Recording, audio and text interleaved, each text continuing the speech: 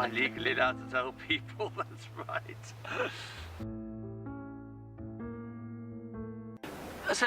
So in our work at Shanghai, what we did was understand how local communities had assimilated ideas in the Indian Ocean world with which they were connected, and particularly they became Muslims.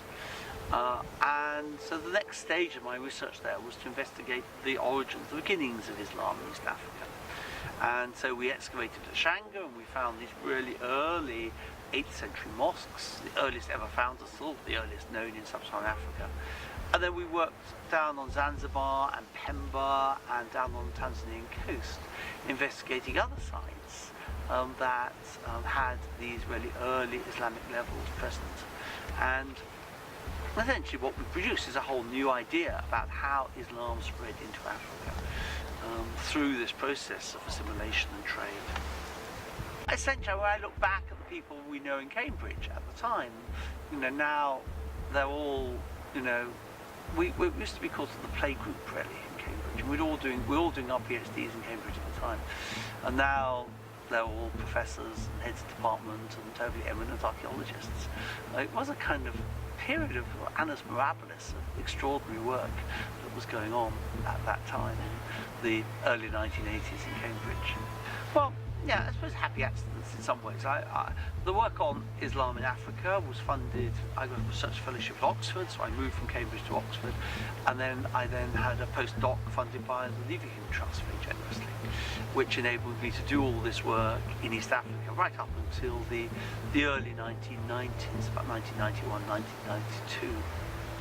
At which point, that's the next, as it were, moment of wobble where you don't quite know where you're going in the career. And it was a point in which there was a kind of part-time teaching vacancy at Bristol. Some friends from Cambridge were lecturing at Bristol at the time, and said, well, come along and fill in as a little part-time lecturer.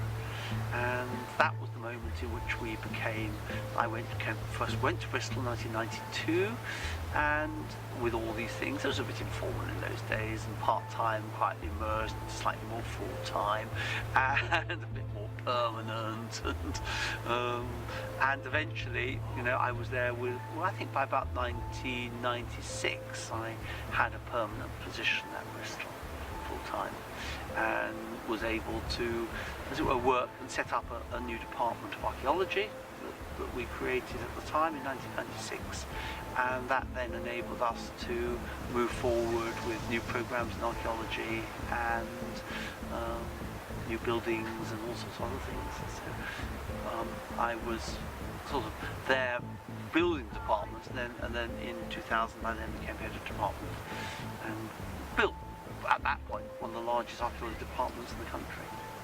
I suppose one of the influence when I came to Bristol was really meeting or re-meeting Mick Aston.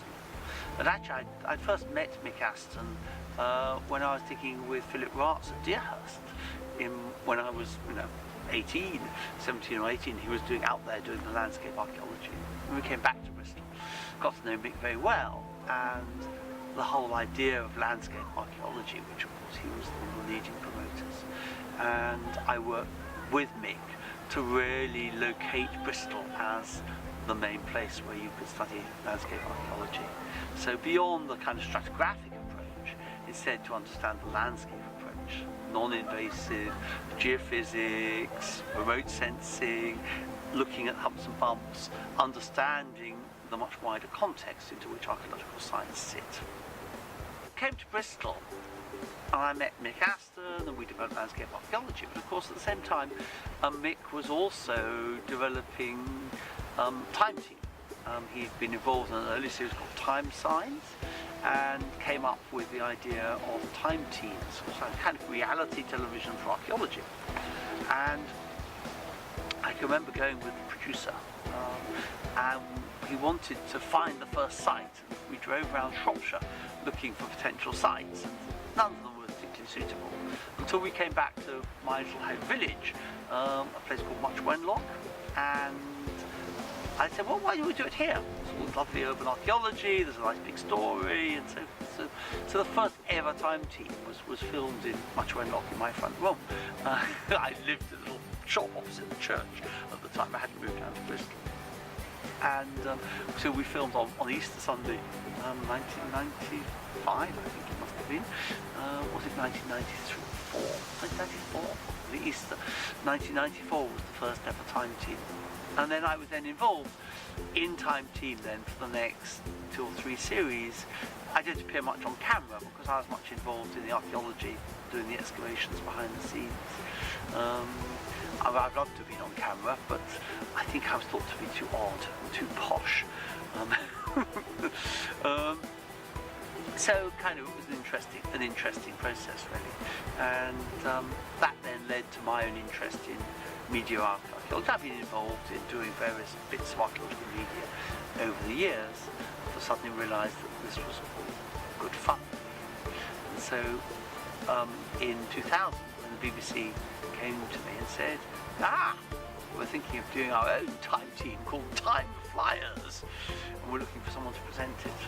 Do you want to present it? So that was in early 2000s, 2002, 2003, when we did these, what I'm still very proud of. I think some of the best archaeological programs I've ever made. Well, this was the first ever telly I did, which is extraordinary really, was when we were living in Shropshire. One of the very early pioneer industrial revolution ironworks was being destroyed by open cast mining. We did some rescue excavations paid for by the Coal Board, and they filmed me, and somewhere I've got the video of a young Mark doing to make a TV programme for the Coal Board. God knows where it ever went out, but it would be rather amusing to watch. And then I did, in fact, my very, very first television appearance was aged 12 in an exhibition of brass rubbings that we mounted in Warwickshire in a crypt. My uncle was the local vicar, parson, and so we put this exhibition of brass rubbings up, and I was interviewed by Midlands Today, or whatever it was called in those days. So somewhere in the BBC archive is me aged 12, telling the world about my brass rubbings. Well, I'm sure my legacy is going to be greater than my reputation. Because, you know, I felt I've always been slightly ahead of the time, ahead of the curve, and to investigate the kind of range of sites I've been investigating is, people will get round to thinking it's important. I suppose I've always worked on archaeological sites that nobody else has bothered with. So we've worked on sites that are kind of on the margin. Who's interested in colonial archaeology, historical archaeology, or East African archaeology. So I've never really worked properly in the Mediterranean because there are far too many archaeologists there. But in the bits of archaeology that archaeologists do generally get to. Well, I hope that all the people who work with me in one way or another, either students or on the projects and so forth, have come back with that view, a sort of enthusiasm for archaeology, a sense of mission of why archaeology is important, but also an ability to think outside the box in interesting and creative ways. That's really what archaeologists are. It is the most fabulous thing to study the past through its material culture, and archaeology is there. It has this incredible story to tell about humanity, and there are just too few of us doing it, and we're too thinly scattered, we're not properly recognised, and in 50 years' time I think that archaeology is going to be a much bigger discipline than history or classics or these other subjects. People realise that as we use science to understand humanity, archaeology is the way to do it.